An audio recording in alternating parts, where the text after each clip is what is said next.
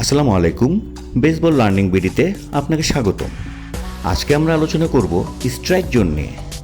Strike zone home প্লেটের উপরে একটি অদেখা জোন। সাধারণত ব্যাটারের উপরে স্ট্রাইক জোন নির্ভর করে। হোম প্লেটের উপরে ব্যাটারের হাঁটু থেকে বুকের নিম্নাংশে বা কোনোই পর্যন্ত স্ট্রাইক জোন ধরা হয়।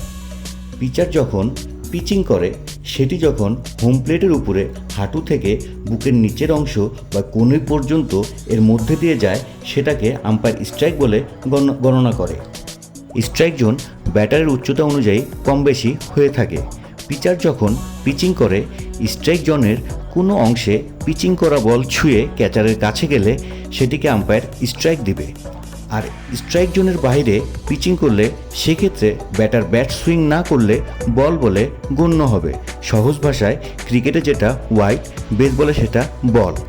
এভাবে 4টি বল হলে ব্যাটার ফার্স্ট বেসে অগ্রগামী হবে।